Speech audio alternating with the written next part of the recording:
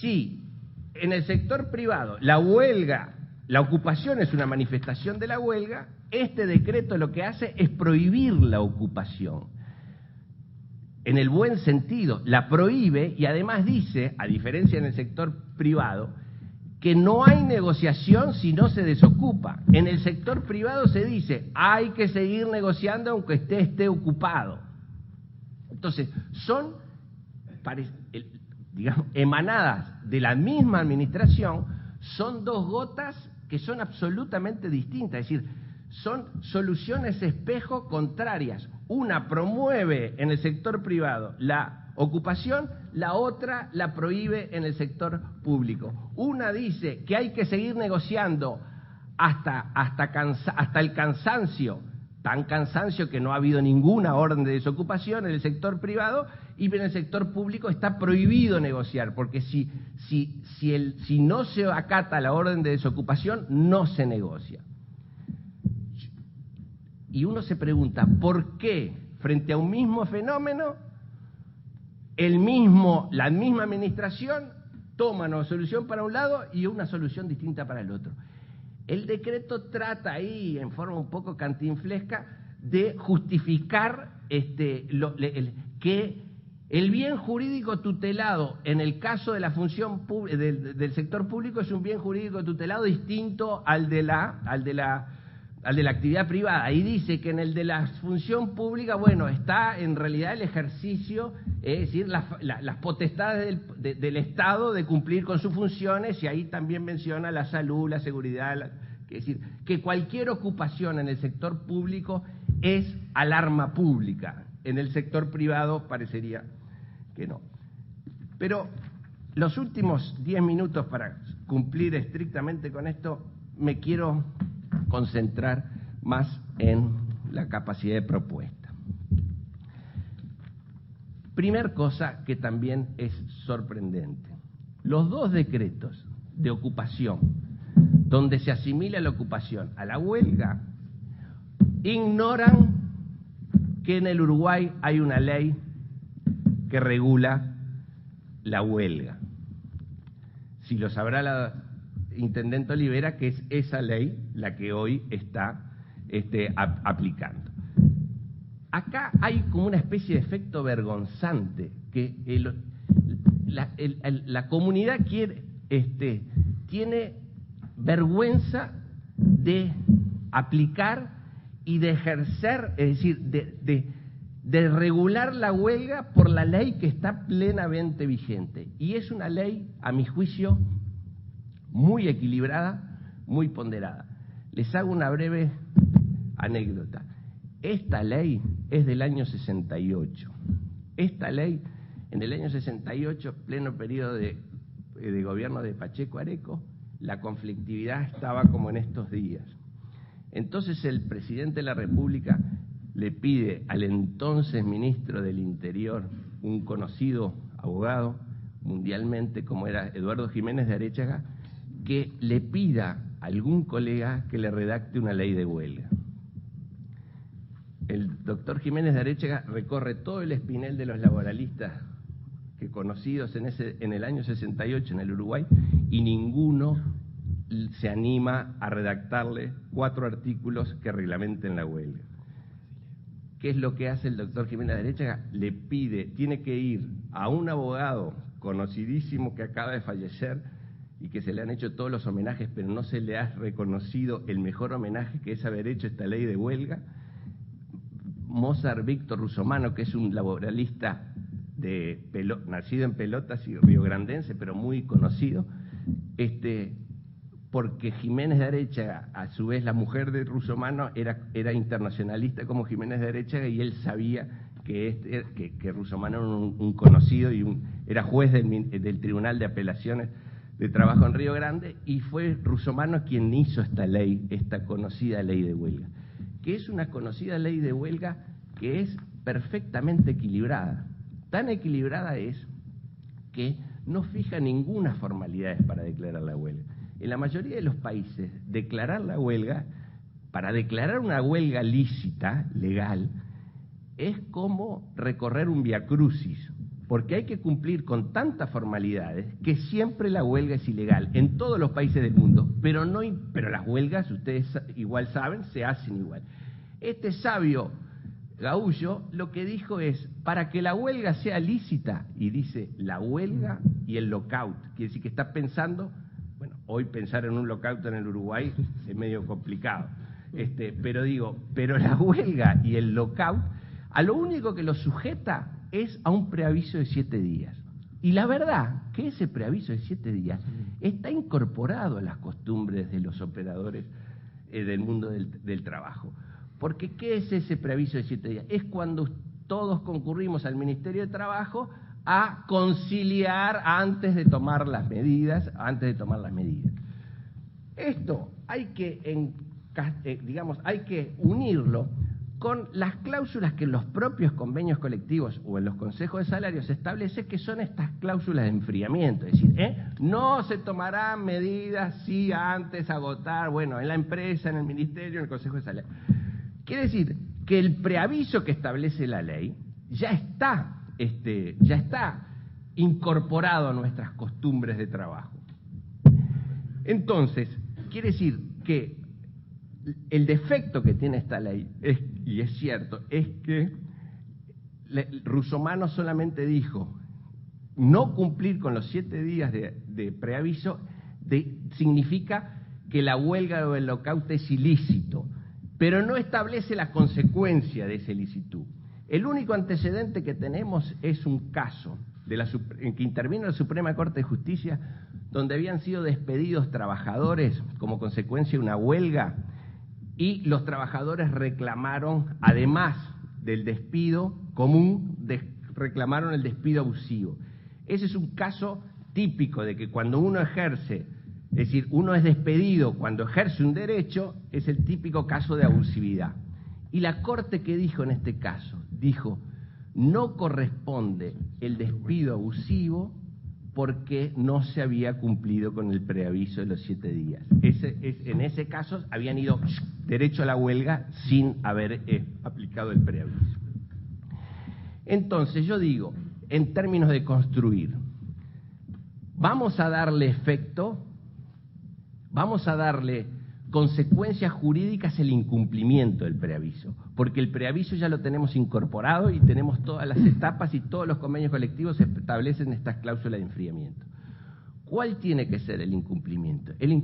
Si se incumple con el preaviso, la huelga es ilícita y por lo tanto lo que debe decir una norma con un articulito es que caen todos los beneficios laborales que estén previstos en la negociación colectiva.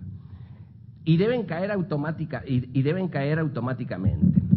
El problema que yo percibo desde la realidad es que, y hago como caso paradigmático el caso Conaprole, es que las partes muchas veces, cuando se ponen en estas cláusulas, ninguna de las partes tomará medidas sin agotar los pasos, estos y el otro. Es que muchas veces el sindicato interpreta que la empresa toma una medida cuando despide a un trabajador que termina siendo preso.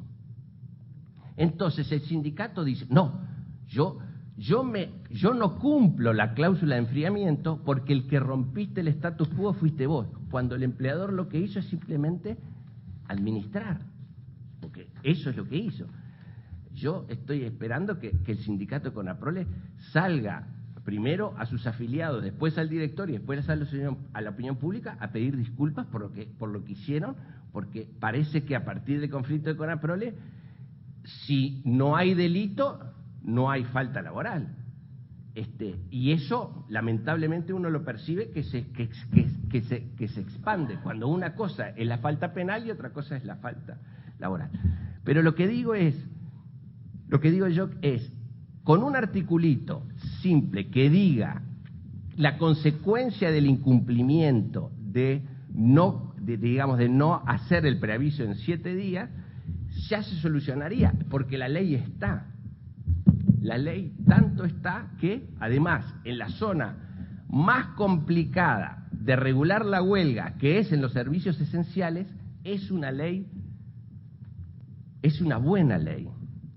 Es una ley que ha sido aplicada por todos los gobiernos que han habido desde el 85 a la fecha, y es una ley equilibrada que ha pasado, por más que lo que se dice, que ha pasado el examen de la OIT, porque esta ley fue sometida a discusión en la primera misión que pidió Fernández Feingold de la OIT en el año 85, donde se había dado, recuerdan algunos que peinan algunas canas, el plebiscito de la Española, donde fue la primera vez que esta ley se utilizó hasta el extremo, es decir, hasta la votación secreta, cuando eso a veces a los sindicatos le molesta la votación secreta, porque entonces pierden la capacidad de manejar las cosas, y por lo tanto, lo que yo, y voy redondeando, lo que yo quiero dejar como propuesta es que, primero, reivindicar la ley de huelga de Coprín.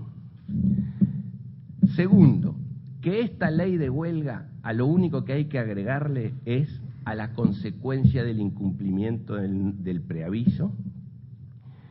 Y tercero, para de pronto hacer más aceptable al entorno la parte de la determinación de los servicios esenciales, que es la que está ahora justamente siendo aplicada, es que cuando en realidad, cuando la determinación de los servicios esenciales se establece en la función pública, en realidad el Estado es juez y parte, porque es el Ministerio de Trabajo quien determina los servicios mínimos esenciales, y por lo tanto allí podría ser una alternativa, es que los servicios esenciales deban ser resueltos en acuerdo con el sindicato en lugar de directamente por la autoridad pública. Pero bueno, estas son mis reflexiones y por acá voy quedando. Gracias por la atención.